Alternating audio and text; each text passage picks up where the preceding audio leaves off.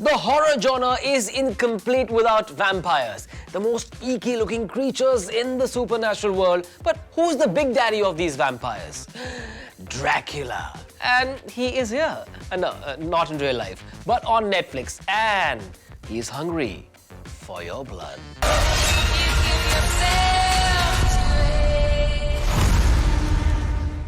Dracula has always been a much talked about part of pop culture. Now, I've seen a couple of movies about this blood-sucking beast, but the trailer of this one intrigued me straight away. Not just because of the content promise, but also because it's created by the makers of Sherlock. He is the devil himself.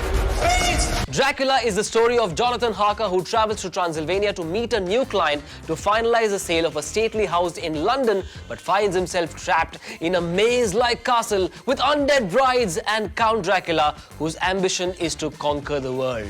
So what happens when Jonathan Harker crosses paths with Dracula? What happens to Dracula's mission? That is the central plot of this mini-series.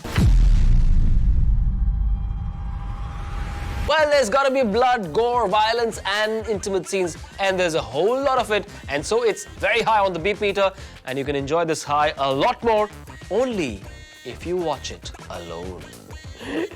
I could be wrong, but I think you were having a nightmare.